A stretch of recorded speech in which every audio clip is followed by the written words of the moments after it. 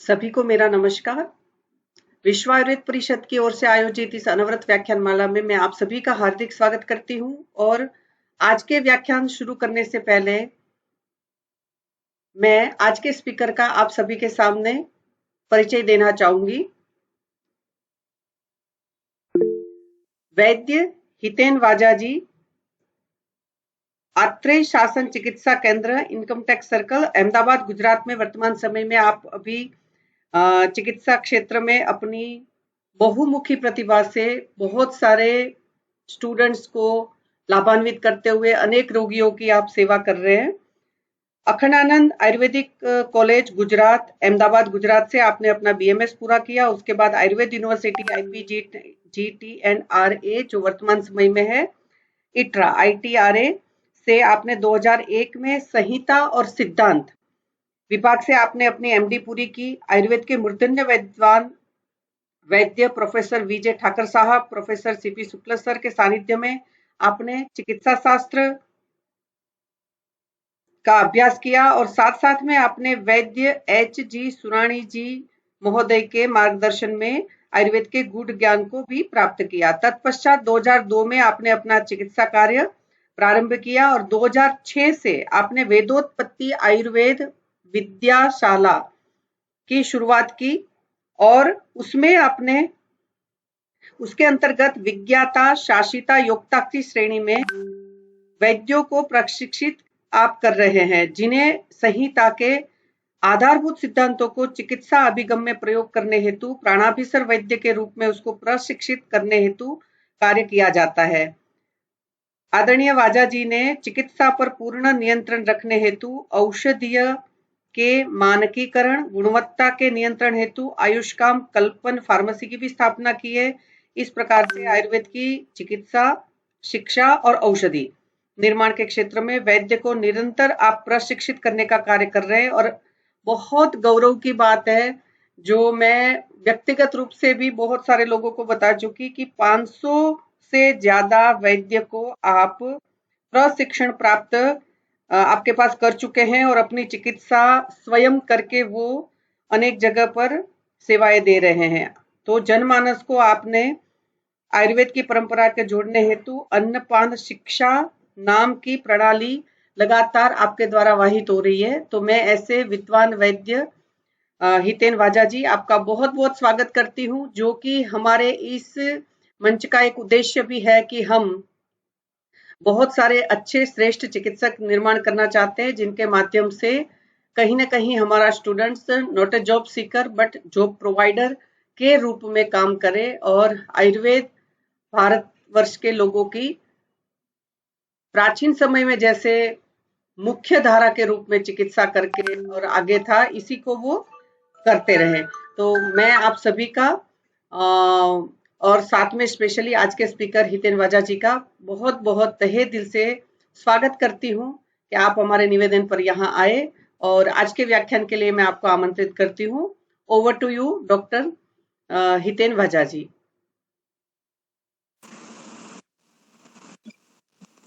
सभी वैद्य मित्रों का स्वागत है। सभी वैद्य मित्रों को नमस्कार। आयुर्वेद व्याख्यान माला में पिछले 15 साल से यह जो यज्ञ कार्य चल रहा है उसमें आहुति देने का अवसर हमें मिला।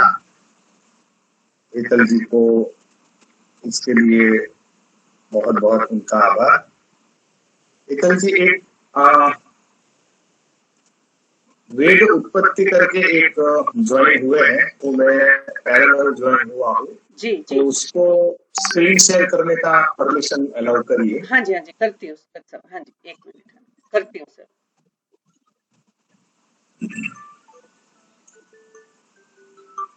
हेतल जी ने बहुत उम्दा बात बताई कि जॉब प्रोवाइडर हमें बनना है। अच्छे चिकित्सकों के बिना आयुर्वेद का उत्कर्ष, आयुर्वेद की चिकित्सा व्यवहार का उत्कर्ष, आयुर्वेद तो स्वयं सनातन अनादि और शाश्वत है, उत्कर्ष हमें वैद्य समाज का और तो उसके लिए हमें की आवश्यकता रहेगी। और अच्छे चिकित्सक के लिए जो शास्त्र सम्मत विज्ञान उसको मुख्य धारा में लाना अतीव आवश्यक है। तो यह शास्त्र सम्मत जो चिकित्सा व्यवहार की जो मूल विचारधारा है उसका आज हम बात करेंगे। तो आज का संभाषण हम शुरू करते हैं।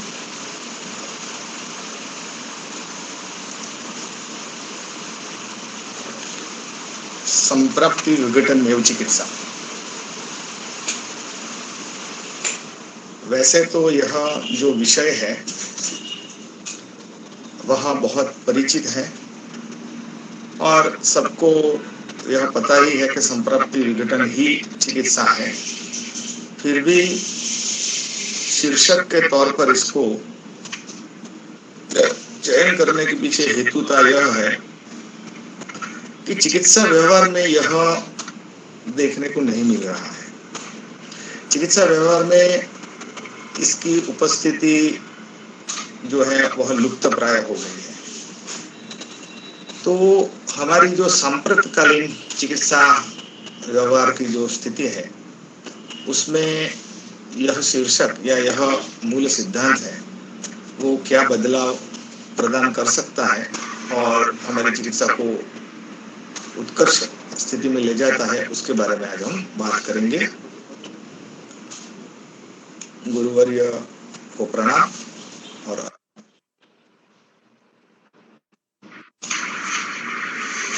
यह सांप्रतकालीन चिकित्सा स्थिति है। हमारे पास इन स्थितियों में प्रायशः आतुर आते हैं। सांप्रतकालीन चिकित्सा करने के उपरांत भी परिणाम नहीं मिलने पर परिणाम सांप्रतकालीन चिकित्सा जैसा मिलने के बावजूद भी पुनः रिकरेंस या रोग होने के जो अवसर प्राप्त होते हैं उससे छुटकारा पाने हेतु और मॉडर्न मेडिसिन में जहाँ पर उपाय ही नहीं है ऐसे आतुर प्रायशः हमारे पास आते हैं। और उसमें स्थिति यह बन रही है कि क्वचित लाभ होता है, क्वचित लाभ नहीं होता, यह देखने को मिलता है। पुनः व्याधि होती है। आयुर्वेद चिकित्सा करने के उपरांत भी पंचकर्म आदि करते हैं, शोधन किया, संप्राप्ति या सम्मूर्छित मल का एक बहुत बड़ा भाग हमने शरीर में से निकाल दिया और निदान परिवर्तन और मूल संप्राप्ति भेद के बिना पुनः वह स्थिति हमें प्राप्त हो जाती है। तो पुनः व्याधि की प्राप्ति आयुर्वेद चिकित्सा में भी देखी जा रही है। मूलगामी लाभ नहीं अच्छा लगता है, परिणाम एक जगह पर रहकर स्थिर हो गया है, आगे नहीं बढ़ता, ऐसी भी दुविधा से हम जूझ रहे हैं। रोग शमन होने के साथ नई तकलीफें भी होती जाती है। एक रोग शमन के उपरांत समानांतर दूसरे व्यापद आदि की भी स्थिति चिकित्सा व्यवहार में देखी जा रही है। तो सांप्रतकालीन चिकित्सकीय यह दुविधा, उसका मूल कारण हमें क्या लगता है? तो सूक्ष्मता से देखा जाए तो 3 प्रकार की चिकित्सा सांप्रतकालीन आयुर्वेद चिकित्सा व्यवहार में प्रचलित है। लाक्षणिक चिकित्सा, शिरशूल हुआ, शिरशूलाजी गधर रस दे दिया, अतिसार हुआ, कुटज घनवटी दे दी, लाक्षणिक चिकित्सा। थोड़ी सैद्धांतिक स्थिति अनुकूल होती है तो जो दाह, चोष, अम्लता आदि की स्थिति में पित्त की वृद्धि है ऐसा जानकर हेतु विपरीत चिकित्सा के तौर पर कामदुदा, अभिपत्तिकर, यह हेतु विपरीत चिकित्सा गुरु चिकित्सत्व आदि दिया जाता है। और थोड़ी सैद्धांतिक स्थिति अनुकूल होती है तो वात व्याधि में बृहदवात चिंतामणि रस, ग्रहणी में ग्रहणी कपाट रस आदि जो औषध है वह व्याधि विपरीत चिकित्सा के तौर पर दी जा रही है। तो ये तीनों चिकित्सा के जो प्रकार हैं या जो प्रचलित चिकित्साएं हैं वह शास्त्र में मूलगामी चिकित्सा के तौर पर स्वीकृत नहीं है। यह आवश्यक चिकित्सा की परिधि में इसका निर्देश हुआ है, जहां पर हमें अवस्था के अनुसार संरचना की विपरीतताओं को मैनेज करना हो, नियंत्रित करना हो, तब उसका स्थिति विशेष में कुछ समय के लिए इसका हम आलंबन कर सकते हैं। स्थिति अनुकूल होने के उपरांत मूल चिकित्सा में ही हमें अग्रसर होना होता है। तो शास्त्र में और व्यवहार में भी देखा जाता है कि ये तीनों चिकित्साएं जो हैं वह अवस्थित स्थिति में ही लाभकर होती है, मूलगामी लाभ नहीं होता। तो यह सांप्रतकालीन चिकित्सा का स्वरूप आयुर्वेद चिकित्सा अवरोध का केंद्र बिंदु अनुभूत होता है। लाक्षणिक चिकित्सा, हेतु विपरीत चिकित्सा और व्याधि विपरीत चिकित्सा। तो इसका थोड़ा स्पष्ट करते हैं ये क्यों हो रहा है कि ये तीनों प्रकार की चिकित्सा के प्रति वैद्य समाज का मुड़ने का कारण क्या है। तो कारण बहुत सहज रीति से देखे तो अनुभव होता है कि कार्यक्षेत्र के विज्ञान का अभाव यहाँ पर स्पष्ट रूप से सामने आता है। हमें संप्राप्ति संगठन भी सिखाया गया है महाविद्यालय में और उसका चिकित्सा उपाय भी समझाया गया है। हम 60 पत्रक भर के आए हैं जिसमें संप्राप्ति संगठन के तौर पर दोष दुष्याम आदि का हमने आकलन किया है और तदनुसार चिकित्सा उपाय के रूप में हमने उपक्रम चिकित्सा सूत्र औषध पथ्य आदि का भी हमने वहां पर संकलन किया है। लेकिन यहाँ पर एक बात हमें हमेशा स्पष्टीकृत या स्खलित होती अनुभव होती है कि उपक्रम कहाँ कार्य करेगा। दोष पर कार्य करेगा, दुष्य पर कार्य करेगा, अग्नि पर कार्य करेगा। औषध कहाँ पर कार्य करेगा, दोष पर करेगा, अग्नि पर करेगा, पथ्य कहाँ पर कार्य करता है। यानी कि चिकित्सा के उपाय संप्राप्ति के कौन से घटक पर अपना प्रभाव उत्पन्न करते हैं, यह जो स्पष्टता है इसके विज्ञान का अभाव हमें बृहदतया आयुर्वेद चिकित्सा के अवरोध के रूप में अनुभूत हो रहा है। इसको और आगे ले जाते हैं। उदाहरण के तौर पर सांप्रत काल में यह फेरेंजाइटिस बहुलता से दिख रहा है। इसमें 3 प्रकार की पैथोलॉजी हमें देखने को मिलती है। Infection, congestion, symptomatic changes.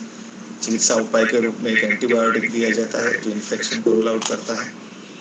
Decongestant को दिया जाता है जो कंजेशन को दूर करता है और एंटी एलर्जिक एक ड्रग दी जाती है जो सिम्पटोमेटिक चेंजेस को दूर करती है। परिणाम में यह जो फेरेंजाइटिस है वो नियत समय में अनुकूल होता हुआ दिखाई देता है। यहाँ पर पैथोलॉजी और ट्रीटमेंट का विजन क्लियर होता है। यही चित्र है, सिर्फ जो विज्ञान है उसको बदल दिया है। आयुर्वेद विज्ञान के अनुसार जो पैथोलॉजिकल फैक्टर्स है, संप्राप्ति संगठन जिन घटकों से बनता है, दोष दुष्याम आदि का यहाँ पर निर्देश किया गया और चिकित्सा के उपाय जो है उपक्रम चिकित्सा सूत्र औषध पथ्य ये भी यहाँ पर बताए गए हैं। लेकिन अग्रुष में कौन से दोष दुष्य आदि यहाँ पर सम्मूर्छित स्थिति में मिले हैं इसका स्पष्टीकरण नहीं हो रहा है और यह सम्मूर्छना में कौन से उपक्रम चिकित्सा सूत्र औषध पथ्य का हम नियोजन करेंगे उसकी भी स्थिति यहाँ पर स्पष्ट नहीं हो रही। तो यहाँ पैथोलॉजी और ट्रीटमेंट का विजन सुस्पष्ट नहीं हो रहा है। वह आयुर्वेद चिकित्सा अवरोध का मुख्य जो केंद्र बिंदु है उसके तौर पर हमें अनुभूत हो रहा है। तो यह जो हमारी समस्या है, दुविधा है, उसका उपाय शास्त्र प्रदान करता है। यह उदाहरण के तौर पर एक आतुर में 6-5 से ज्यादा श्यावता की स्थिति, ऐसे त्वक विकार की स्थिति यहाँ पर उपलब्ध हुई। 30 दिन की औषध दी गई और 30 दिन में ही यह परिणाम प्राप्त हुआ। तो ये परिणाम के पीछे का जो विचार है वह समझने योग्य है। इसमें कोई भी औषध त्वचा के अनुकूल नहीं है, यानी कि इसमें कोई भी लाक्षणिक, हेतु विपरीत और व्याधि विपरीत कोई भी विचार से ये औषध नहीं दी गई। ये 3 औषध त्वक विकार में, त्वकाधिकार में नहीं दी गई, फिर भी इनमें परिणाम मिला है। तो ये परिणाम मिलने के पीछे का जो विचार है वह महत्वपूर्ण है, उसकी चर्चा आज हम करेंगे। तो यह 3 व्यवहार में प्रचलित लाक्षणिक, हेतु विपरीत और व्याधि विपरीत चिकित्साएं जो है उनका उपाय क्या है? तो उपाय शास्त्र धातु साम्य क्रिया या संप्राप्ति विघटन में चिकित्सा के रूप में बताता है।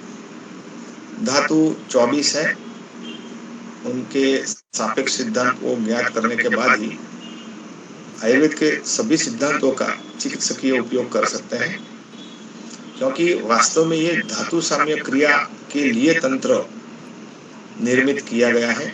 अतः इसमें नैदानिक स्थिति हो, चिकित्सकीय स्थिति हो, पथ्यापथ्य की स्थिति हो, औषध, वैशेषिक कल्पना आदि हो, द्रव्य गुण आदि, जो कोई भी विचार हमें जो करना है वह धातु सापेक्ष स्थिति में करना पड़ेगा। सभी सिद्धांतों को धातु के समानांतर आकलन करना पड़ेगा, तब जाकर हम धातु साम्य की स्थिति उत्पन्न कर सकते हैं और संप्राप्ति विघटन का दृष्टिकोण बना सकते हैं। इसमें आगे बात करेंगे। देखिए, इसमें व्याधि निश्चय तो पहले जो है वह कुष्ठ था ही नहीं। यह आतु, एक मिनट,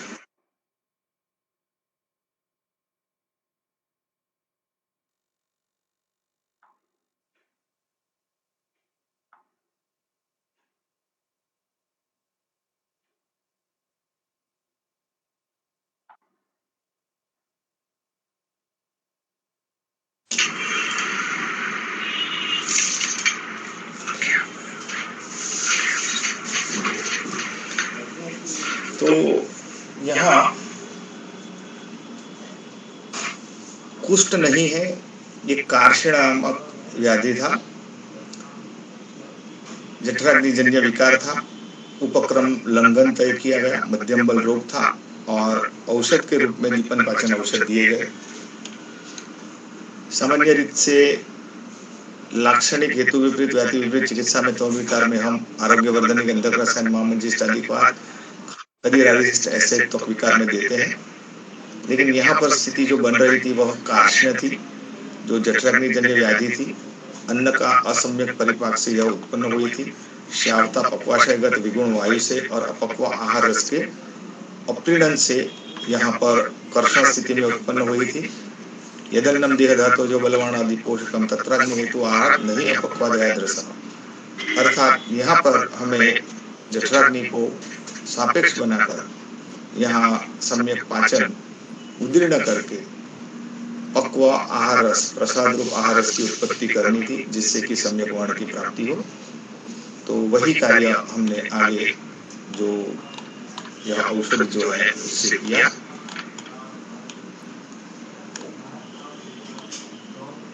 वैश्वानर चूर्ण, नागरादिवटी और हिरण्यपुष्ट हरितकी ने यही जठराग्नि के आवरणों का पाचन किया और सम्यक आहार रस की उत्पत्ति की, जिससे कि कार्षण नामक जो विकार है, नानत्व विकार है, वह अनुकूल हुआ। मात्र आयुर्वेद औषध का चिकित्सा व्यवहार में उपयोग यह आयुर्वेद चिकित्सा नहीं है। नैदानिक, चिकित्सकीय और पथ्य के विचार भी आयुर्वेद विज्ञान के माध्यम से करना यह आयुर्वेद चिकित्सा है। तो यह कैसे किया जा सकता है, इसकी बात हम आगे करेंगे। शास्त्र संबद्ध चिकित्सा जो है वह संप्राप्ति विघटन में चिकित्सा के तौर पर हमें प्राप्त है। यह 3 स्तर पर की जा सकती है: primary interface, secondary interface, tertiary interface. यह हमारी विद्याशाला में यह 3 शिक्षाएं विद्यार्थी को अनुशीलन करवाई जाती है। विज्ञाता शिक्षा जो संप्राप्ति, संगठन और विघटनात्मक दृष्टिकोण प्रदान करती है। शासिता शिक्षा आयुर्वेद के आधारभूत सिद्धांत, औषध, स्वस्थ, निर्देशक, कल्पना, रोग, योजना, अन्नपान और संग्रह इसका चिकित्सकीय दृष्टिकोण स्पष्ट करती है। और योग्यता शिक्षा इस आधारभूत सिद्धांतों को प्रायोगिक सिद्धांत, अप्लाइड प्रिंसिपल ऑफ आयुर्वेद यानी निदान, विमान, शारीर आदि स्थान के साथ कैसे संकलित करके चिकित्सा स्थिति में हमें उपयोग करना है, इसकी दृष्टि वहां पर स्पष्ट की जाती है। हमारे सामने प्रस्तुत जो आतुर है उसमें कब चरक संहिता का सूत्र स्थान, कब चरक संहिता का चिकित्सा स्थान, कब सुश्रुत संहिता का उत्तर स्थान, कब सुश्रुत संहिता का चिकित्सा स्थान, कब अष्टांग हृदय का सूत्र स्थान, निदान स्थान आदि का उपयोग करना है। यह जो दृष्टिकोण है वह योग्यता शिक्षा से प्राप्त होता है। संप्राप्ति या धातु वैषम्य के अनुसार प्रत्युत्पन्न स्थिति में हमें चिकित्सा का सूत्रण करना होता है और यह सूत्रण जो है उसके पीछे एक संकलित विचार की आवश्यकता होती है जो हमें तंत्रण नामक स्थिति से मिलती है। तंत्रण यानी आयुर्वेद के जो 3 तंत्र है, दीर्घजीवितीय तंत्र, वेदोत्पत्ति तंत्र और आयुष्कामीय तंत्र, इसके चिकित्सकीय अभिगम से मिलती है। कैसे संप्राप्ति के अनुसार तंत्र के विभिन्न सिद्धांत एप्लीकेबल होते हैं, प्रयुक्त होते हैं, इसका विचार तंत्रण विधि देती है। यह तंत्रण विधि के माध्यम से सैद्धांतिक, मूलगामी और सुगम चिकित्सा प्रणाली हम हस्तगत कर सकते हैं। तो ये संप्राप्ति विघटन में चिकित्सा की सैद्धांतिक, मूलगामी और सुगम चिकित्सा प्रणाली शास्त्र सम्मत स्थिति में क्या बताई गई है उसके बारे में हम समझेंगे।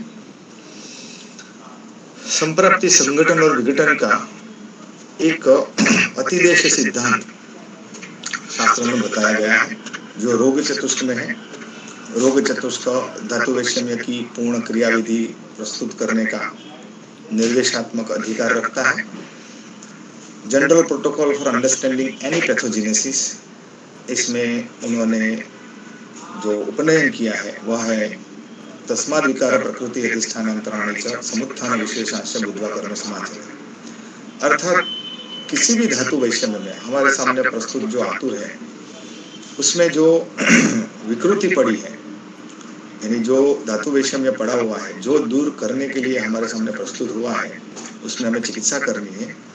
उसके हेतु धातु साम्य प्रक्रिया के पूर्व धातु वैषम्य जानना अनिवार्य होता है। तो धातु वैषम्य हमें विकार प्रकृति, विकार अधिष्ठान और विकार के समुत्थान ज्ञात होने से सैद्धांतिक, सुगम और निश्चित रूप से प्राप्त होता है। तो विकार प्रकृति, अधिष्ठान और समुत्थान को और स्थूल बनाते हैं, चिकित्सकीय परिप्रेक्ष्य में बनाते हैं। त्रिबोध्य संग्रह, इसको एक संज्ञा दी गई है। विकार प्रकृति, विकार अधिष्ठान और विकार समुत्थान। विकार प्रकृति अर्थात सम्मूर्छना के घटक धातु, मूल घटक धातु से विकार की प्रकृति का निर्माण होता है, आगे उसका विस्तार करेंगे। विकार अधिष्ठान सम्मूर्छना का स्थान और विकार समुत्थान अर्थात सम्मूर्छना की उत्पत्ति क्रिया। अगर किसी भी धातु वैषम्य में उसकी प्रकृति, अधिष्ठान और समुत्थान जान लिया जाए तो संप्राप्ति संगठन का विज्ञान हमें प्राप्त हो सकता है। इसके सामने हमें चिकित्सा के उपाय जो शास्त्र सम्मत स्थिति में बताए हैं, निदान, परिवर्जन, प्रकृति विघात और प्रतिस्थापन को हम नियोजित कर सकते हैं। निदान परिवर्जन जो है वह विकार समुत्थान का भेद करता है। प्रकृति विघात विकार प्रकृति का विघटन करती है और प्रतिस्थापन जो है वह विकार अधिष्ठान को सुदृढ़ बनाती है और पुनः अपने मूल स्वभाव में स्थित करती है।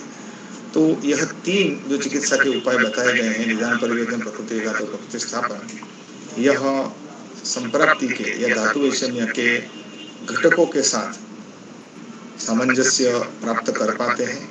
परिणाम यह आता है कि ज्ञान पूर्व यथान्याय स्थिति से यहाँ पर कार्यक्षेत्र की निश्चिति प्राप्त होती है। तो general protocol for understanding any pathogenesis जो है वह विकार प्रकृति, विकार अधिष्ठान और विकार समुत्थान के रूप में हमें प्राप्त है। और general protocol for principle of management वह निदान, परिवर्जन, प्रकृति विघात और प्रकृति स्थापन की स्थिति में हमें प्राप्त होता है। तो ये हमें एक कार्यक्षेत्र की निश्चिति हुई कि सबसे पहले चिकित्सा करते समय हमें निदान परिवर्जन करना है। और निदान परिवर्जन कहाँ पर काम करेगा? विकार समुत्थान का उच्छेद करेगा। इसको हम थोड़ा और विस्तार से समझते हैं। निदान जो है उसका परिवर्जन किए बिना प्रकृति का विघात नहीं कर सकते, क्योंकि निदान संततता से प्रकृति को बल देता है और प्रकृति विघात के बिना हम जो धातुएं हैं उनको अपनी मूल स्थिति में पुनः स्थापित नहीं कर सकते, तो प्रकृति स्थापन की स्थिति नहीं हो सकती। अतः यह क्रमशः होती है। पहले निदान परिवर्जन होगा, तत्पश्चात प्रकृति विघात और तत्पश्चात प्रकृति स्थापन होता है। विकार प्रकृति क्या है? सम्मूर्छना के मूल उत्पादक घटक को विकार प्रकृति कहते हैं। कोई भी सम्मूर्छना है वह 4 मूलतः घटकों से उत्पन्न होती है: अग्नि, आम, दोष और दूष्य। उदाहरण के तौर पर ज्वर में रसाग्नि, रसगत आम, पित्त और रसधातु। कुष्ठ में रक्ताग्नि, आम रक्ताग्नि मांद्य जनित, रस रक्तगत। दोष में वात पित्त कफ, त्वग रक्त मांस और अंबु उसके दूष्य है। तो ज्वर की यह विकार प्रकृति हुई और कुष्ठ की यह विकार प्रकृति हुई। इन यानी कि रक्ताग्नि, रक्तगत आम, वात पित्त कफ और त्वग रक्त मांस अंबु यह घटकों के कुत्सितता युक्त विधि से मिलने से कुष्ठ की विकार प्रकृति का निर्माण होता है। विकार का अधिष्ठान, यह प्रकृति से सम्मूर्छन का उद्भव होता है। सम्मूर्छन सम्मूर्छित मल को जन्म देता है और यह सम्मूर्छन का जो स्थान है वह विकार का अधिष्ठान है। जैसे कि ज्वर में यानी विकार अधिष्ठान प्रचलित स्थिति में अग्नि है, स्रोतस है, अवयव है आदि के रूप में हमें प्राप्त है। ज्वर का विकार अधिष्ठान समझा जाए तो रसाग्नि, रस व स्रोतस और रस धातु के रूप में हमें प्राप्त है। कुष्ठ में रक्ताग्नि, रक्त व स्रोतस और त्वक के रूप में हमें यह विकार अधिष्ठान प्राप्त है। यह समय की सीमितता को ध्यान में रखते उदाहरणतः दिए जा रहे हैं, जिसमें और भी विकार अधिष्ठान जुड़ते हैं जो चिकित्सा का बृहद दृष्टिकोण विकसित करते हैं। जैसे कि यहाँ पर विकार प्रकृति को बताया गया कि कुष्ठ की विकार प्रकृति कैसी है। अग्नि है, उसका आवरण हुआ, आम बना, दोष वायु पित्त कफ हुए, दूसरे त्वग रक्त मांस अंबु हुए और यह सम्मूर्छित मल की फिर हमें प्राप्ति हुई, जिससे कि कुष्ठ का यहाँ पर मंडल फिर उत्पन्न होता है और मंडल में कंडू, विवर्णता, दाह, स्त्राव आदि स्थिति की फिर वहां पर उत्पत्ति होने लगती है। तो यह विकार प्रकृति का निर्माण ऐसे होता है। अब तीसरा जो है वह समुत्थान। समुत्थान का अर्थ क्या है? सम्मूर्छन की प्रक्रिया। जिस प्रक्रिया से विकार की प्रकृति विकार के अधिष्ठान में स्थिर होती है, संश्रित होती है, वह प्रक्रिया को विकार समुत्थान कहा जाता है। सम्यक उत्थानम विकाराणाम इति विकार समुत्थान। तो उसमें 2 मुख्य घटक हैं, समुत्थत्व, इसमें आमाशय और पक्वाशय समुत्थत्व प्रधान है। आमाशय समुत्थ जो है वह कोष्ठगत रोगों को जन्म देता है। पक्वाशय समुत्थ शाखा मर्मास्थि संधिगत रोगों को उत्पन्न करता है। अब यह उत्पन्न होने के उपरांत जो प्रकोपित उन्मार्गगामी दोष है वह जब किसी जगह संश्रित होता है और वहां पर सम्मूर्छन को उत्पन्न करता है, तो वह उत्पन्न करने की यथा दुष्टेन दोषेण यथा चानु विसर्गता निवृत्ति रामयस्यास्यो जो होती है वह संप्राप्ति के रूप में प्राप्त होती है। और यह 5 प्रकार की बताई गई है, संख्या, प्राधान्य, विधि, विकल्प और बल का। तो यह जो संप्राप्ति की जो स्थितियां हैं वह विकार समुत्थान का भाग है। तो विकार समुत्थान में दो सम्मिलित होते हैं, समुत्थत्व और संप्राप्ति। समुत्थत्व उद्भव करता है और संप्राप्ति व्यक्त करता है।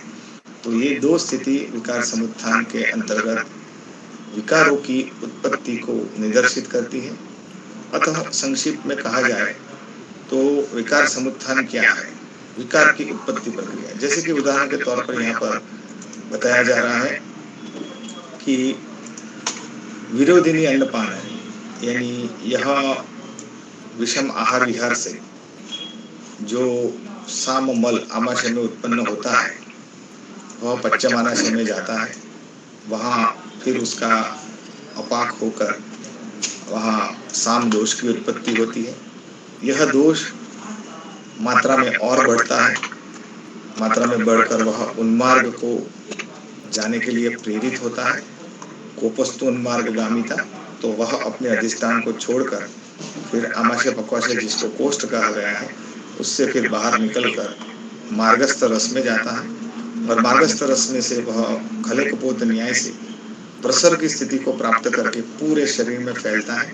परंतु शरीर में जो स्थान शिथिल हो उस स्थान में उसको अवस्थित या संस्थित होने की वहाँ अनुकूलता मिलती है। तो जब किसी आतुर ने यह विरोधिनी अन्नपानानि के समानांतर त्वग रक्त मांस अंबु की शिथिलता का निदान सेवन किया है, तो उस आतुर में त्वग रक्त मांस अंबु की शिथिलता प्राप्त होती है। तो यह प्रसरोन्मुख जो मल है वह फिर त्वग रक्त मांस अंबु में अवस्थित होता है और यहाँ पर सम्मूर्छन की स्थिति पैदा करता है। यहाँ दोष दोष्य सम्मूर्छना का निर्माण होता है और उसके परिणाम स्वरूप फिर त्वकविदा या मंडल की वहाँ पर उत्पत्ति हमें देखी जाती है और वहाँ पर कुत्सितता जो है वह कुष्ठ के प्रत्यात्म लक्षण के तौर पर हमें प्राप्त होती है। तो यह विकार उत्पत्ति की पूर्ण प्रक्रिया को समुत्थान कहते हैं। यही प्रक्रिया यह सुश्रुत कुष्ठ निदान से यह जो है संदर्भ लिया गया है। हमने जो अभी चर्चा की वही बात यहाँ पर सैद्धांतिक स्थिति में गद्यबद्ध की गई है। यहाँ पर हमें दो क्षेत्र दिखाई दे रहे हैं। यह सम्मूर्छना का क्षेत्र है, यह सम्मूर्छना का क्षेत्र है। इस क्षेत्र में इतना जो भाग है वह समुत्थान का भाग है और समानांतर इतना जो भाग है वह संप्राप्ति का भाग है। अर्थात सम्मूर्छन में समुत्थान भी योगदान देता है और संप्राप्ति भी योगदान देता है। समुत्थान एक बहुत बड़ी विकार उत्पत्ति की प्रक्रिया है जिसमें समुत्थत्व और संप्राप्ति दोनों निहित रहते हैं। समुत्थान के अंतर्गत संप्राप्ति प्रवृत्त रहती है। तो समुत्थान एक बहुत बृहद एक प्रक्रिया है, उसके अंदर फिर संप्राप्ति की स्थिति अवस्थित रहती है। समुत्थान जो है वह उत्पत्ति कारक है और संप्राप्ति जो है वह व्यक्ति कारक होती है। तो यह समुत्थान की चिकित्सकीय परिप्रेक्ष्य में स्पष्टीकृत दृष्टि बताई गई।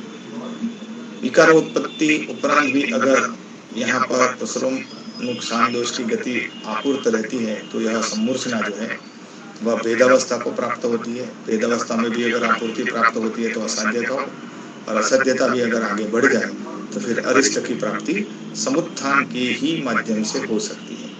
तो समुत्थान का अर्थ है विकार प्रकृति का विकार अधिष्ठान में उत्पन्न होना। यह प्रक्रिया का नाम विकार समुत्थान है। अब यह तीन जो बातें बताई गई, विकार प्रकृति, विकार अधिष्ठान और विकार समुत्थान, तो वास्तव में इसमें हमने किया क्या? हमने हमारे यही फॉर्म को यानी हमारे यही पत्रक को शास्त्र सम्मत विधा से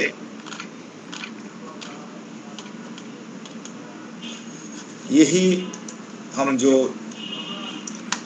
60 पत्रक भर के आए थे, यही घटकों को यही चिकित्सा के उपायों को शास्त्र सम्मत विधा से हमने नियोजित किया, वर्गीकृत किया और उसको अप्लाइड एस्पेक्ट, क्लिनिकल एस्पेक्ट उसको प्रदान किया। तो विकार प्रकृति में दोष, दृश्य, अग्नि और आम, विकार समुत्थान में स्रोतस, अवयव आदि का निर्देश और विकार समुत्थान में समुत्थत्व और संप्राप्ति का निर्देश यहाँ पर किया गया। अब चिकित्सा उपाय जिसका सरल अर्थ होता है अग्नि के आवरण का निवारण करने की क्रिया विशेष यानी क्रियाएं। चिकित्सा वास्तव में अग्नि का आवरण दूर करती है और अग्नि का आवरण दूर होने से फिर जो अनावृत अग्नि है वो विकारों को निरस्त करती है। तो ये 3 उपाय बताए गए हैं चिकित्सा के: निदान, परिवर्जन, प्रकृति विघात और प्रकृति स्थापना। इसको हम समझते हैं। निदान परिवर्जन संक्षिप्तः क्रियायोगो निदानस्य परिवर्जन। निदान परिवर्जन जो है वह संक्षिप्तः क्रियायोग कहा गया है। क्रिया यानी चिकित्सा। अगर निदान परिवर्जन नहीं किया गया तो क्रिया, चाहे वो शोधन हो या शमन हो, वह अपने अधिष्ठान तक पहुंच नहीं सकती। तो चिकित्सा का सबसे पहला जो स्तर है या सबसे पहला आयाम जो है वह निदान परिवर्जन है। निदान चिकित्सकीय परिप्रेक्ष्य में 2 प्रकार का होता है, एक सन्निकृष्ट निदान और विप्रकृष्ट निदान। सन्निकृष्ट और विप्रकृष्ट, नजदीकी और दूर का निदान। यह कोई एक स्थिति विशेष से नजदीकी या दूरी का निश्चय हो सकता है। तो ये स्थिति विशेष क्या है? सम्मूर्छित मल, सम्मूर्छित मल का स्थान। तो सम्मूर्छित मल के नजदीक जो होता है वो सन्निकृष्ट निदान होता है। जो यह सम्मूर्छित मल से दूर होता है वो भी प्रकृष्ट निदान होता है। तो नजदीकी और दूर का विभेदक रेखा क्या है? हमारा वेदनाधिष्ठान या त्वचा। त्वचा के अंदर जो रोगकारक कारण होते हैं उसको सन्निकृष्ट निदान कहते हैं, और त्वचा के बाहर जो कारण होते हैं जैसे कि विरोधिनी, अन्नपानानि आदि, उसको विप्रकृष्ट निदान कहते हैं। मात्राशीतीय, तस्याशीतीय, नवेगानधारणी और इंद्रिय प्रकम्पनियों के विपर्य से सभी प्रकार के विप्रकृष्ट निदानों का निर्माण होता है। और यह विप्रकृष्ट निदान के अनियंत्रित सेवन से हमारे आमाशय, पक्वाशय या शरीर में आगंतुक, निज और मानस स्थिति में यह विप्रकृष्ट निदान प्रविष्ट होकर सर्वेषां एव रोगाणां निदानम कुपिता मलाः, यहाँ दोषा नहीं कहा गया है, मलाह कहा गया है। तो ये जो दूषित दोष होते हैं वह मल संज्ञा को प्राप्त होते हैं। तो यह जो शरीरांतर्गत सम्मूर्छित, प्रसरोन्मुख साम मल जो होते हैं वह सन्निकृष्ट निदान के तौर पर हमें प्राप्त होते हैं। और ये प्रसरोन्मुख साम मल जो है वह शरीर में जहाँ पर भी शिथिलता की प्राप्ति होती है वहां पर संश्रित होकर फिर भिन्न भिन्न प्रकार के रोगों को उत्पन्न करते हैं। तो विप्रकृष्ट निदान विरोधिनी, अन्नपानानि, अपत्य, आहार विहार और सन्निकृष्ट निदान प्रसरोन्मुख साम दोष है। तो ये 2 निदान परिवर्जन जब तक नहीं होते हैं तब तक जो कुष्ठ का चिकित्सा सूत्र है या कुष्ठ की चिकित्सा सूत्र को अनुसरण करने वाली जितनी भी औषधियां हैं, आरोग्यवर्धनी, गंधक रसायन या फिर खदीरारिष्ट, मामंजिष्ट अधिकवात, ये सब जो कुष्ठ अधिकार में दिए गए औषध जो है उसका जो औषध चयन है, उसमें जो घटक द्रव्य होते हैं उसका जो चयन है, उसके पीछे का विचार चिकित्सा सूत्र का अनुसरण होता है। कुष्ठ में जितने भी यानी चिकित्सा स्थान में जितने भी शमन योग बताए गए हैं वो सभी उस व्याधि के चिकित्सा सूत्र का अनुसरण करते हैं, और जो वहां पर सम्मूर्छित मल के लीन या बचे कुचे अंश रहते हैं उसके शमन और निवारण हेतु इन शमन औषधों का वहां पर निर्देश किया गया होता है, जो चिकित्सा सूत्र के प्रयोग के उपरांत हमें उपयोग करने होते हैं।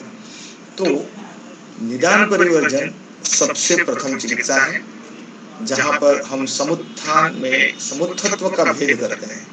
आमाशय और पक्वाशय में नए उत्पन्न होते हुए प्रसरोन्मुख साम मलों का निवारण करते हैं, और जो विप्रकृष्ट निदान है उसको पथ्य पालन से नियंत्रित करते हैं।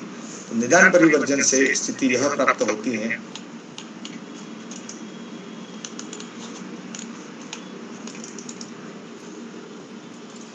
2 मिनट।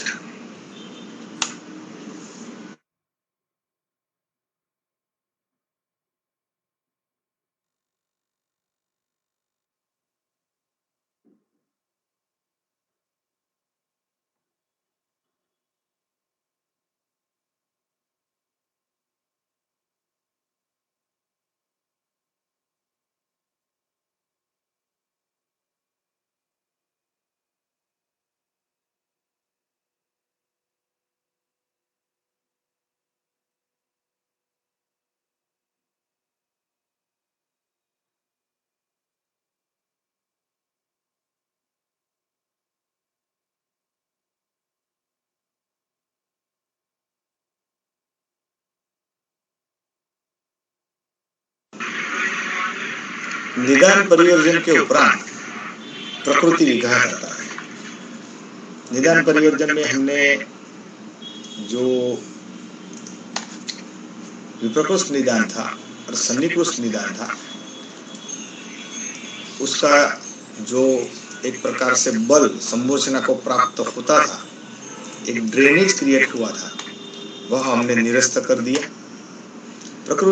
निदान परिवर्जन से 2 स्थिति प्राप्त होती है। एक तो संमूर्छना को बल मिलना कम हो जाता है, क्षीण हो जाता है, और दूसरा जो अधिष्ठान होता है वो निरावरित होता है, आवरण रहित होता है, खुला हो जाता है। तो अब जाकर हम जो चिकित्सा सूत्र के औषध हैं वो जब हम प्रदान करेंगे तो वहां पर वह अधिष्ठान में जाकर जो चिकित्सा सूत्र अनुसार संप्राप्ति विघटन का कार्य करते हैं। अब यहाँ जो निदान परिवर्जन के उपरांत एक और सुविधा प्राप्त होती है कि पूरा शरीर जो है वह खुला हो जाता है, निरावृत हो जाता है। तो फिर हम अधिष्ठान में जो सम्मूर्छित दोष होते हैं उसको चिकित्सा सूत्र के माध्यम से, जिसमें प्रायशः पंचकर्म होता है, पंचकर्म शोधन और शमन दोनों रीति से हो सकता है, तो वह पंचकर्म का आलंबन करके हम दोष से सम्मूर्छना को वहां से पक्का करते हैं और फिर उसको विच्छिन्न करके अपकर्षण के माध्यम से कोष्ठ में लाते हैं और फिर निष्कासन करते हैं। अगर यहाँ पर सम्मूर्छित मलों की मात्रा अल्प हुई तो इसको शमन औषध से ऐसा परिवर्तन प्रदान करते हैं जिससे कि वहाँ की आधिकारिक अग्नि, यहाँ पर कुष्ठ है तो रक्ताग्नि, उसका फिर विघटन कर देती है, उसमें भस्म स्वरूप बना देती है, जो बिल्कुल इनर्ट प्रकार की हो जाती है और वह नाशवंत हो जाती है, और वहां पर वह निष्प्रभावी होकर सम्मूर्छना जो है वह निरस्त हो जाती है और फिर हमें प्रकृति की और अग्रसर होने की स्थिति प्राप्त होती है। तो प्रकृति विघात जो है उसमें हम चिकित्सा सूत्र का उपयोग करते हैं जिससे कि सम्मूर्छित मल को या तो शमन औषध से जलाया या दहन किया जाता है, पाचन किया जाता है, या फिर अधिक मात्रा में यह दोष हो तो उसको विच्छिन्न अपकर्षण करके कोष्ठ से ये बाह्य मार्ग से निष्कासन किया जाता है। तो प्रकृति विघात यह दूसरा स्टेप है, और फिर उसके उपरांत तीसरा जो स्टेप है वो प्रकृति स्थापन है। प्रकृति विघात से हम देख रहे हैं कि यहाँ पर जो सम्मूर्छना पड़ी हुई थी उसका निष्कासन हो गया। यह निष्कासन के उपरांत यहाँ पर लीन दोष पड़े रहते हैं। देखिए, धातु वैषम्य की 3 अवस्थाएं होती है। विकारावस्था जिसमें दोष शिथिल होते हैं, रोगावस्था जिसमें दोष दूषिणीकरण को प्राप्त होते हैं, यानी दूष्य को अपना काम करने से बाधित करते हैं, और तीसरी जो अवस्था है उसमें दोष दूष्य को मूर्छित कर देते हैं, जिसको व्याधि अवस्था कहते हैं। तो चिकित्सा स्थान जो है वह व्याधि अवस्था को निर्देशित करता है। व्याधि अवस्था जब होती है तो सम्मूर्छित मल पूर्ण रीति से उत्पन्न होता है, व्यक्त होता है। उसका चिकित्सा सूत्र से जब हम उपाय करते हैं तो वह मल तो दूर हो जाता है, लेकिन उसके कुछ अंश वहाँ अधिष्ठान में पड़े रहते हैं। तो यह पड़े हुए जो अंश हैं उसका भी शोधन अनिवार्य हो जाता है। इसको लीन दोष कहते हैं। लीन दोष जो है वह प्रायशः अल्प मात्रा में रहते हैं, अतः लीन दोषों का पाचन किया जाता है। तो लीन दोषों के पाचन के हेतु फिर चिकित्सा सूत्र के उपरांत औषध योगों का बृहद निर्देश किया गया है। यानी चिकित्सा स्थान में जितने भी शमन औषध हैं वह चिकित्सा सूत्र के उपरांत लीन दोषों के शुद्ध्यर्थ हैं। लीन दोषों के निरावरण या निराकरण से वह अधिष्ठान पूर्णतः जो है समूर्छित मल से विहीन हो जाता है। वह अधिष्ठान मल से मुक्त होने के उपरांत भी पूर्ण धातु साम्य की स्थिति प्राप्त नहीं कर सकता। कारण यह जो समूर्छित मल दीर्घ काल से उस स्थान में पड़ा था, तो वह अपने प्रभाव से वह स्थान की धातुओं पे एक बृहद प्रताड़न खड़ा करता है। यह उत्पन्न प्रताड़न जो है उसका जो दुष्प्रभाव वहाँ की स्थानिक धातुओं पर जो होता है वह धातुओं को शिथिल बना देता है। अतः वह धातु समर्थता पूर्वक शरीर के साथ जुड़ नहीं सकती और अपना जो आयु प्रणाली में योगदान है वह नहीं दे सकती। अतः यह शिथिल धातु रोगोपरांत पुनः अपनी मूल प्राकृत स्थिति में दृढ़ होकर प्राप्त हो, ऐसी क्रियाविधि की आवश्यकता रहती है। तो ऐसी क्रियाविधि का नाम रसायन और वाजीकरण है।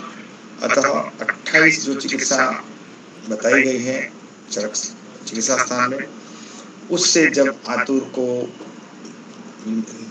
मुक्त किया जाना है, उससे बाहर निकालना है, तो अवश्य संभव रीति से रसायन वाजीकरण का वहां पर उपयोग करके फिर उसको पूर्ण प्रकृति स्थापन की स्थिति में ले जा सकते हैं।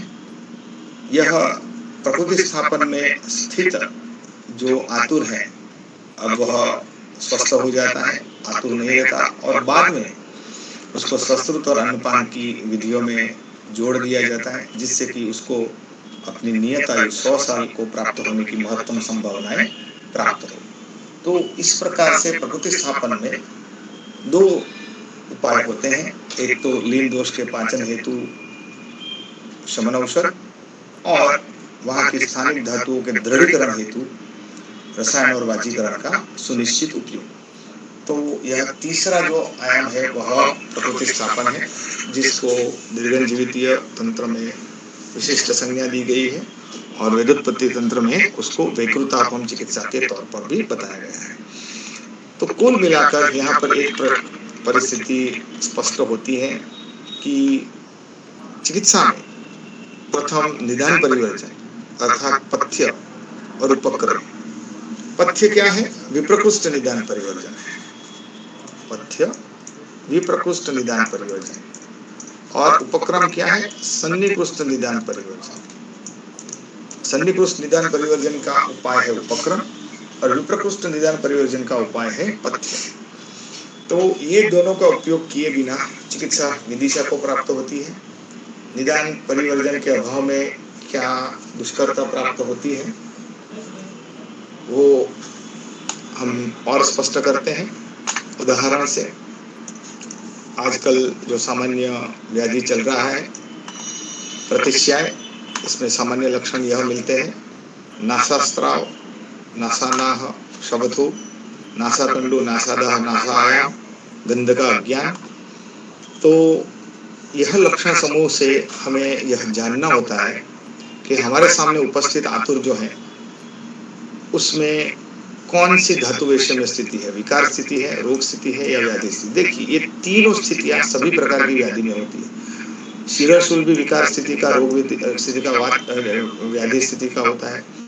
अतिसार भी 3 स्थिति का होता है, वात व्याधि भी 3 स्थिति का होता है, अर्श भी 3 स्थिति का होता है। तो यहाँ पर उदाहरण में प्रतिशय लिया है, तो प्रतिशय भी विकार अवस्था का होता है। जब प्रतिशय में नासा, नाह, नासा, स्त्राव और क्षौथु मिलता है तब वह विकार अवस्था का होता है।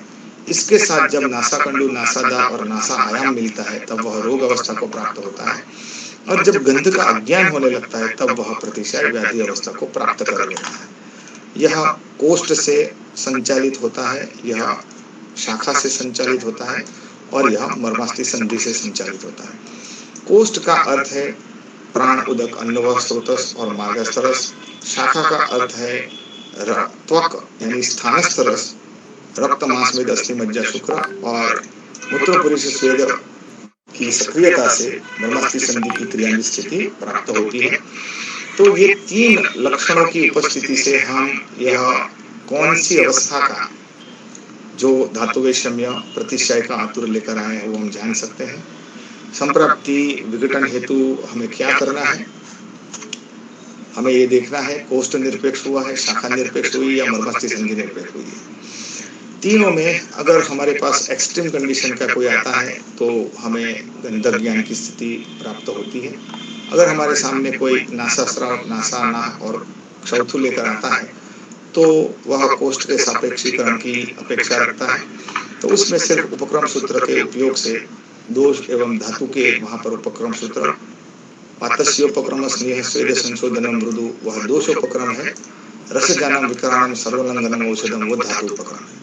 तो यह उपक्रम के उपयोग से हम यह कोष्ठ की निरपेक्षता को निरस्त कर सकते हैं और विकार और रोग अवस्था को हम पुनः यानी दूर करके स्वस्थता को प्राप्त कर सकते हैं। लेकिन अगर मर्मास्थि संधि इन्वॉल्व हो गई यानी सम्मूर्छित स्थिति व्यक्त हो गई तो वहां पर चिकित्सा सूत्र का उपयोग करना पड़ता है, जिसमें उपक्रम को ही सम्मूर्छना के अनुसार एक निश्चित स्थिति में संकलित किया जाता है। उपक्रमों की विशिष्ट संकलित स्थिति को ही चिकित्सा सूत्र कहते हैं और यह चिकित्सा सूत्र के सम्मूर्छना अनुसार उपयोग करने से फिर वहां पर जो सम्मूर्छित मल होता है वह दूर होता है और वहां पर जो अधिष्ठान होता है वह सम्मूर्छित मल से निरावृत होकर शुद्ध बनता है और फिर वहां पर आगे जाकर हमें जो है आगे का प्रकृति स्थापन जो है वह हमें करना होता है। तो यह एक क्रम बताया गया कि जो हम सामान्य चिकित्सा व्यवहार में कुष्ठ का आतुर आते हैं और पहले दिन से जो मंजिष्ठाधिपवाद, खरीदारिष्ट, आरोग्यवर्धनी आदि चिकित्सा सूत्र के औषध देते हैं वह क्रम का जो है वह अनादर है। सैद्धांतिक अतिदेश सिद्धांत युक्त क्रम उपक्रम सूत्र के उपरांत चिकित्सा सूत्र को उपयोग करना है। तो यह संप्राप्ति विघटन को विधि विधान युक्त सहज और सुगम रीति से व्यवहार करता है, व्यवहार में अग्रसर करता है। इसको थोड़ा यहाँ पर विस्तार से समझते हैं। देखिए, इतना भाग कोष्ठ है। वास्तव में जो कोष्ठ है उसको ही महास्रोतस कहा गया है, आम पक्वाशय कहा गया है। तो महास्रोतस आम पक्वाशय में कोष्ठ में प्राण, उदक और अन्न वह स्रोतस निहित रहते हैं और उसका प्रत्यक्ष संबंध मार्गस्थ रस के साथ होता है। मार्गस्थ रस के साथ फिर अधिष्ठान जुड़ा हुआ होता है। यहाँ हम समझ ले कि ये अधिष्ठान है। ये अधिष्ठान की जो स्थूल संरचना है वो शाखा बनाता है, यानी कि रस, रक्त, मांस, वेद, अस्थि, मज्जा, शुक्र बनाता है।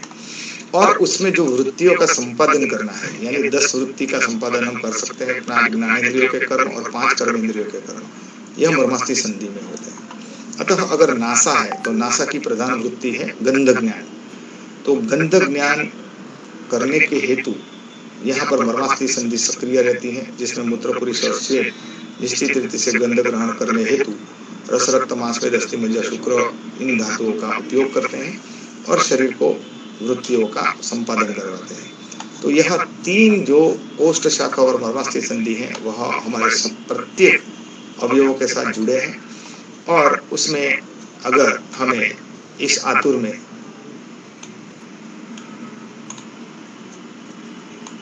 देखिए, ये प्रतिशय का सम्मूर्छित मल है।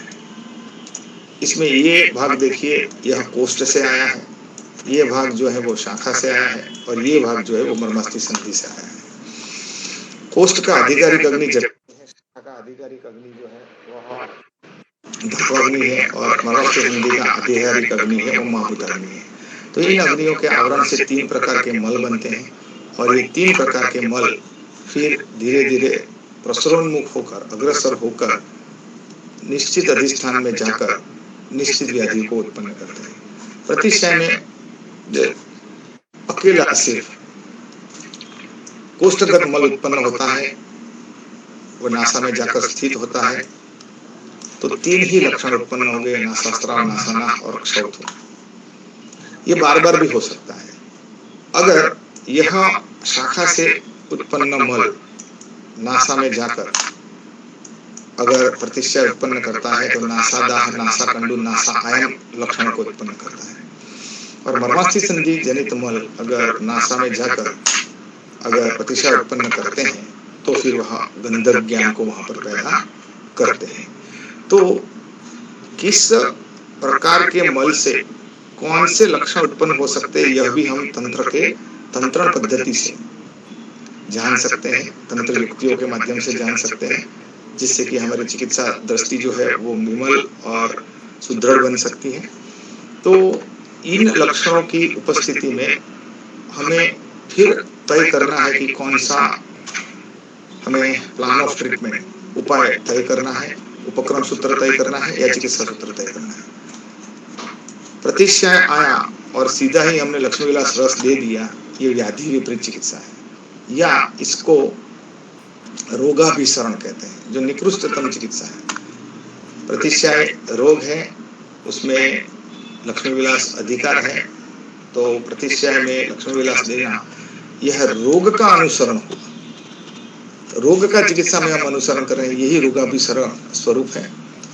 तो जब नासा में प्रतिशय होता है और लक्ष्मी विलास हम देते हैं और बीच में अगर यह मल उपस्थित रहते हैं तो स्थिति क्या बनती है हम देखते हैं। ये लक्ष्मी विलास रस अग्रसर हुआ, लेकिन यह कोष्ठगत जो मल है उसने ही उसको जकड़ लिया। यह मल जो है वो औषध को आगे नहीं जाने देगा और औषध को वहां पर ही मूढ़ कर देगा। औषध अपने अधिष्ठान पर पहुंचता नहीं है, अतः फिर वह कार्य नहीं कर सकता। परिणाम स्वरूप कई बार हम आयुर्वेद औषधों को देते हैं, फिर भी हमें परिणाम नहीं मिलता। उसकी कारणता यह है कि औषध को हमने दिशा निर्देश नहीं दिया, हमने स्थितियों को जाना नहीं और स्थिति अनुसार उपाय, उपक्रम सूत्र या चिकित्सा सूत्र का हमने नियोजन नहीं किया। तो यहाँ पर सबसे पहला कार्य क्या है, इस मल को निरस्त करना। तो इस मल का जो औषध है वो क्या है, त्रिकटु है। यह कोष्ठजनित मल है, कोष्ठजनित साम मल है, साम कफ है, तो कफ के लिए त्रिकटु का उपयोग करना है। तो अगर हम त्रिकटु का उपयोग करते हैं तो यह मल जो है वह निरस्त हो जाता है। और फिर यह मल निरस्त होकर अगर सिर्फ विकारावस्था का प्रतिशय हुआ है तो प्रतिशय अपने आप ही मिट जाता है। इसके लिए लक्ष्मी विलास रस देने की जरूरत नहीं है। लेकिन कभी कोई यहाँ पर ऐसा आतुर आता है कि जिसमें हमें व्यक्त रूप से अज्ञान मिलता है, तो उसमें जो चिकित्सा सूत्र के औषध है उसको विकार के अधिष्ठान नासा तक पहुंचाना अनिवार्य हो जाता है। तो ऐसी स्थिति में पहले उपक्रम सूत्र को उपयोग करके हमने पूरा मार्ग ये जो है वह शोधित कर दिए। अब यह पूरे मार्ग में सम्मूर्छित मल नहीं है, उपक्रम सूत्र से यह मार्ग शुद्धिकरण हो गया। अब यह जो औषध है वह यह कोष्ठ जनित, शाखा जनित, मर्मास्थि संधि जनित मल जो गंदा विज्ञान सम्मूर्छना से कर रहे हैं उसको दूर करने हेतु उपाय रूप, साधन रूप जो औषध है, उस औषध को फिर वहां हम पहुंचा सकते हैं। और यह औषध वहां पर पहुंचकर लक्ष्मी विलास रस रूप औषध हो सकते हैं, सारीवादी वटी रूप औषध हो सकते हैं। तो ये औषध वहां पर पहुंचकर फिर चिकित्सा सूत्र को वहां कार्यान्वित करते हैं, उसको एग्जीक्यूट करते हैं और वहां के मलों को निरस्त करते हैं। अतः यहाँ पर हमें आतुर में यह दृष्टि विकसित करनी है कि धातु वैषम्य की स्थिति क्या है, और धातु वैषम्य की स्थिति के अनुसार अगर हम उपयोग करें तो यहाँ पर निश्चितता से नियंत्रण में हम संप्राप्ति विघटन में चिकित्सा कर सकते हैं। और संप्राप्ति विघटन में चिकित्सा का जो फल है, फलश्रुति है, वह बहुत सहजता और सुगमता है। सामान्य रीति से 70% जो संप्राप्तियां होती है वो मात्र और मात्र विकारावस्था या कोष्ठ जनित होती है। आगे और बताया जाए तो अगर कोई सम्मूर्छना जनित स्थिति हुई, व्याधि अवस्था, एक्सट्रीम कंडीशन का पेशेंट आया, तो उसमें भी 70% जो लक्षण होते हैं वो कोष्ठ जनित होते हैं। 70% जो उसके लक्षण है वो कोष्ठ जनित होते हैं। कोई दुष्ट प्रतिशय का आतुर आपके सामने प्रस्तुत हुआ, 10 सालों से उसको साइनसाइटिस से दुष्ट प्रतिशय है, उसको सबसे ज्यादा हर रोज सवार में सुबह में छींके आती है, नाक में से पानी गिरता है और नाक बंद हो जाता है। ये उसके प्रधान लक्षण है। अगर इस लक्षणों से उसको निजात दे दिया जाए तो पेशेंट को सहूलियत होती है, पेशेंट स्थिर रहता है। बाद में जाकर फिर उसका नासादाह नासाकंडू फिर करते रहेंगे। तो कोष्ठ को या उपक्रम सूत्र को अगर हम अच्छी तरीके से दृष्टिगत बनाकर उसका उपयोग करें तो सभी प्रकार की संरचना में 70% परिणाम हम सहजता और सुगमता से प्राप्त कर सकते हैं। तो 70% एक बहुत बड़ी परिणाम या उपलब्धि है जो हम संप्राप्ति विघटन रूप दृष्टि से हम प्राप्त कर सकते हैं। तो यह संप्राप्ति विघटन जो है वह एक और अन्य व्याधि में कुष्ठ के अंतर्गत उत्सेद युक्त मंडल, कंडू, स्राव, उदरगौरव, अभिपाक, यथाभुक्त उद्गार, मल प्रवृत्ति, साम सपित सौगंध, इन्हें सामान्य रीति से आरोग्यवर्धक गंधक रसायन मंजिष्ठादि का। लेकिन यह जो लक्षण है उदर गौरव आदि, ये कोष्ठ की विकृति को यहाँ यथाभुक्त उद्गार, यह कोष्ठ की विकृति को इंगित करते हैं। अतः पहले यह लक्षणों के कारणभूत मलों को दूर करना आवश्यक होता है, जो हम कलिंग आदि, अनुशिवा और हरितकी आदि उपक्रम के औषधों से करते हैं। और कोष्ठ सापेक्ष या कोष्ठ मल विहीन हो जाने के उपरांत फिर हम जो सम्मूर्छित मल होते हैं जिसमें फिर हमें चिकित्सा सूत्र या धातुगत उपक्रम सूत्र कलिंग आदि, नीली आदि, हरितकी आदि का उपयोग करना होता है, जिसमें श्यावरण मंडल, सकंडू, ससरा, उत्सेद, बहल आयाम यानी विस्तार में उसका फैलाव होना, रोक्ष्य, पीड़िका आदि का वहां पर हमें जो है लक्षण प्राप्त होता है। तो उसमें फिर यह नीलिनी आदि के उपयोग के उपरांत हम गंधक रसायन, आरोग्यवर्धनी, मंजिष्ठादि का उपयोग करते हैं और नियंत्रण में हमें सहजता और सुगमता से जो है परिणाम प्राप्त होता है। तो यह एक संक्षिप्त जो दृष्टि है वह संप्राप्ति विघटन की यहाँ पर बताई गई। हम आशा रखते हैं कि इस मंच से यह जो यज्ञ कार्य हो रहा है उसमें यह जो विचार है वो आपकी चिकित्सा में लाभप्रद होगा और यहाँ पर जो मंशा रखी गई है ज्यादा से ज्यादा चिकित्सक उत्पन्न हो और आयुर्वेद को प्रसार और प्रचार करे, उसमें यह सहयोगी हो। धन्यवाद सभी का। बहुत बहुत धन्यवाद राजा जी। बहुत ही प्राइमरी लेवल से बहुत सरल शब्दों में आपने इतना व्यवस्थित रूप से समझाया है और मैं लगातार विवेक जी को भी याद कर रही थी कि बहुत बहुत विवेक जी का धन्यवाद, उन्होंने हमें आपसे मिलवा दिया और आपकी ही प्रतिकृति शिष्य के रूप में विवेक जी में दिखती है। और मैं धन्यवाद शब्द बहुत कम है, मगर आपने जो ज्ञान और समय का हमें समर्पण किया है, मुझे लगता है कि एक एक ऐसी शिलाओं से भवन निर्माण होगा और कहीं ना कहीं बहुत अच्छे श्रेष्ठ चिकित्सकों की पूरी श्रृंखला तैयार हो जाएगी। तो मैं आपका बहुत हार्दिक धन्यवाद करती हूँ। और वाजा जी कुछ प्रश्न है, कुछ हैंड रेज हुए थे, वो ले ले।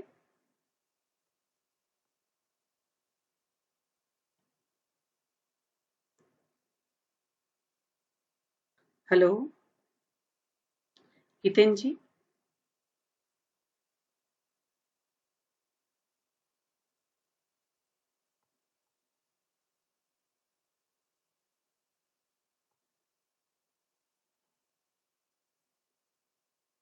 हेलो हाँ जी बोलिए। यस जी, कुछ हैंड रेज हुए हैं, कुछ प्रश्न उनसे ले लें। हाँ, थोड़ा समय की सीमितता है तो 2-3 प्रश्न ले लेते हैं। हाँ, 2-3 प्रश्न ले लेते हैं सर। 2-3 ले लें। Yes yes please. जी हाँ जी।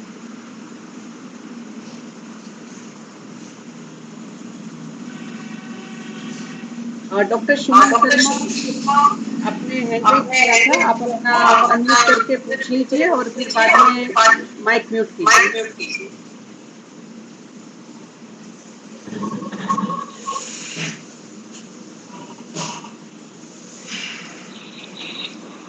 हेलो हाँ जी बोलिए।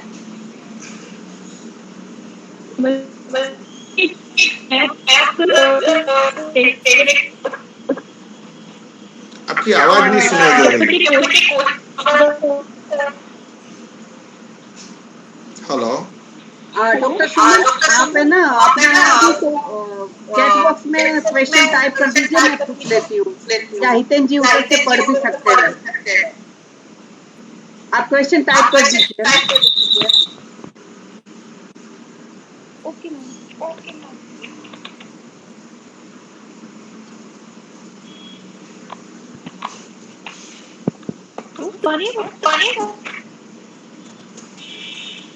हेलो। हाँ सुमन जी।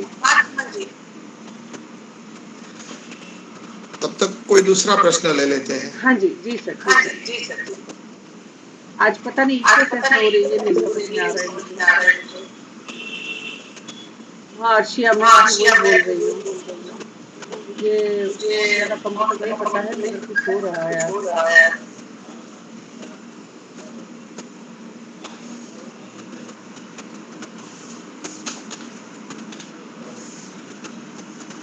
डॉक्टर काजल मुरुगा, आप पूछ के देख लीजिए एक बार। नमस्कार सर। हाँ जी नमस्कार। सर मैं पूछना चाह रही थी कि इसमें जो आपने पूरा बताया इसमें उपक्रम सूत्र क्या है, और सर इसमें हम किसी व्याधि में दोष क्या है, जिससे क्या है, उसका आविष्कार क्या है, स्रोतक कौन से इन्वॉल्व है, ये सब सर कैसे डिसाइड करेंगे हम। और सर एक चीज और की, जैसे उस हिसाब से तो हर व्याधि में हमें टेस्ट के लिए न्यूनतम पैटर्न शुरू से करना चाहिए, क्या ये सही है? नहीं, ये सही तो बराबर है, लेकिन यही शास्त्र सम्मत है।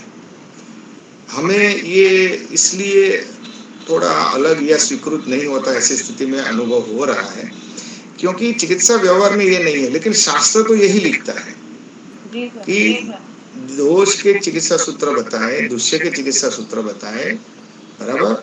जैसे कि महारोगाध्याय में बताए हैं दोष के चिकित्सा, दोष के उपक्रम सूत्र बताए। फिर 28वें अध्याय में सूत्रस्थान विविधा शीतपितीय में धातु के उपक्रम बताए। उपक्रम का अर्थ क्या है? उपक्रम जो होता है वो अग्नि को मल से निरावृत करता है। जो अग्नि को आवरण करने वाले मल है उसको दूर करने का उपाय उपक्रम होता है। तो देखिए, उपक्रमों के लिए कोई निश्चित ही नहीं है, वो सभी प्रकार के धातु वैषम्य पे उपयोग कर सकते हैं, लेकिन चिकित्सा सूत्र को हम ऐसा नहीं कर सकते। चिकित्सा सूत्र उस सम्मूर्छना को ही दूर करने का उपाय होता है। जैसे कि कुष्ठ का चिकित्सा सूत्र जो है मंजिष्ठादिक्वाथ, कुष्ठ के चिकित्सा सूत्र से कार्यरत रहता है। तो रक्तगत व्याधि है तो हम कई बार देखते हैं कि शालाक्य में हमने देखा है कि भाई अर्जुन करके रोग आया, जिसमें आंख में लाल कलर का एक जो मंडल हो गया, उसमें हमने मंजिष्ठादिक रक्त विकार है और मंजिष्ठादिक्वाथ दे दिया। तो मंजिष्ठादिक्वाथ जो है वो कुष्ठ के चिकित्सा सूत्र को अग्रसर करता है। तो कुष्ठ का स्वभाव है चीरकाली और ग्रथि तत्व, यानी यहाँ पर उष्ण, तीक्ष्ण और तीव्र स्वभाव वाले औषध मंजिष्ठादि को वहां पर निर्देशित किया गया है। हाँ, रक्त पर तो काम करता है, लेकिन इस औषध को जो पहले से ही विमार्गगामी और प्रसृत अर्जुन का जो सम्मूर्छित मल है उसमें हम नहीं दे सकते, क्योंकि वहां तो पहले से ही तीव्रता है, पहले से ही द्रवता है, पहले से ही जो है वहां पर विमार्गमन की स्थिति हो चुकी है। तो उसमें यह जो मंजिष्ठादिक्वाथ है, कुष्ठ का चिकित्सा सूत्र को अग्रसर करता हुआ वो और विकार को बढ़ा सकता है। तो चिकित्सा सूत्र जो होता है वो सीमित होता है और उपक्रम सूत्र जो होता है वो बृहद होता है। और पिछले 20 साल से मैं यह प्रैक्टिस कर रहा हूँ। हमारी यहाँ जो गुरु परंपरा जो है वो 100 साल से है, उसमें यही कार्य हो रहा है, संहिता को, तंत्र को माध्यम रखते हुए। और हमारी विद्याशाला में जो अभी तक 650 जो विद्यार्थी जो यहाँ से इसका जो लाभ ले चुके हैं, वो भी पिछले कई सालों से इसी चिकित्सा को कार्यान्वित कर रहे हैं, और वो शास्त्र सम्मत और जो है हमें व्यवहार में भी सुगम लगता है। बहुत कम लागत में, बहुत कम श्रम में हम बृहद परिणाम विज्ञान की स्थिति से प्राप्त कर सकते हैं, क्योंकि विज्ञान ही सर्वश्रेष्ठ और बृहद। जी, धन्यवाद और डॉक्टर। आप बात बताई कि ये कैसे हम जान सकते हैं, तो इसके लिए एक विज्ञता शिक्षा नामक शिक्षा है जिसमें हम दोष को, दुष्य को, अग्नि को, आम को क्लिनिकल, वो लगभग 180 घंटे का 3 साल तक चलता हुआ एक शिक्षा है। उसमें हम उसको व्यक्तता से बता सकते हैं और वह सब शास्त्र में सूत्र और अन्य स्थानों के सम्मिलन से हम जान सकते हैं। धन्यवाद। बहुत बहुत धन्यवाद डॉक्टर। सुमन शर्मा जी ने चैट बॉक्स में पूछ रखा है कि उपक्रम ट्रीटमेंट कितने दिन तक दे सकते हैं अगर चिकित्सक में कीर कार्य व्याधि है? देखिए, ये निदान, देखिए विकृति को प्रदर्शित करने के लिए रोग स्थान लिखना चाहिए, उसकी जगह तंत्रकार ने निदान स्थान लिखा, सभी तंत्रकार ने निदान स्थान लिखा। अतः धातुओं का वैषम्य निदान आधारित होता है। अतः जितना निदान प्रबल होगा उतना ही धातु वैषम्य प्रबल होगा। अतः उपक्रम सूत्र हमें कहाँ तक चलाना है, चिकित्सा सूत्र हम कहाँ तक चलाना है, वो निदानों की तीव्रता पर निर्भर रखता है। हमें लक्षण जो होते हैं वो निदान रूपी विकृत प्राण रूपी ऊर्जा के द्वारा धातुओं का किस प्रकार से कितना प्रताड़न हुआ है उसका हमें माहिती या व्यक्त स्वरूप प्रदान करते हैं। लक्षणों के माध्यम से धातु वैषम्य को देखकर जब तक दोष और दुष्य समुत्थत्व आमाशय, पक्वाशय और मार्गस्थ रस में हमें प्राप्त होते हैं तब तक हमें उपक्रम सूत्र करना है, और जब सम्मूर्छित मल हमें प्राप्त हो तब हमें उपक्रम सूत्र करना है। अभी जैसे उदाहरण दिया गया, कोई प्रतिशय का पेशेंट आता है, उसमें नासा स्त्राव, नासा नाह और क्षौतु हमें प्राप्त होता है, तब तक हमें उपक्रम सूत्र चलाना है। वह दूर हो जाने के बाद हमें जब नासा आयाम, गंध, अज्ञान, नासादाह, नासा कंडू मिलता है तब हमें चिकित्सा सूत्र चलाना है। ऐसे हर एक व्याधि में हम देख सकते हैं, समझ सकते हैं। बहुत बहुत धन्यवाद। और आप यहाँ पर आए, आपने इतना समय हमें दिया, हम आपका बहुत धन्यवाद करते हैं।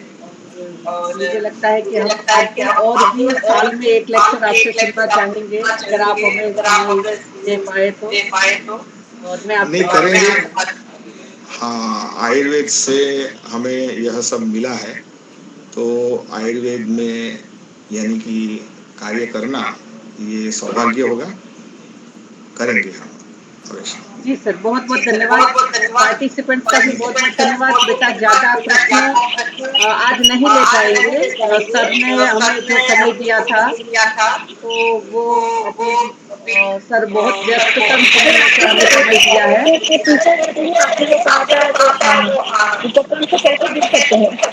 हिमाया बाद में करते हैं बेटा, सर के पास समय नहीं है अभी, है ना?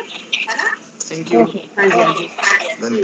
अंत में मैं शांति मंत्र बोलूंगी, आप सभी म्यूट रखकर ही दोहराएंगे। ओम सर्वे भवन्तु सुखिनः, सर्वे सन्तु निरामया, सर्वे भद्राणि पश्यन्तु, मा कश्चित् दुःखभाग् भवेत्। ओम शांति शांति शांति। नमो नमः। आज के स्पीकर सर का और आप सभी पार्टिसिपेंट्स का तहे दिल से धन्यवाद। बहुत बहुत धन्यवाद।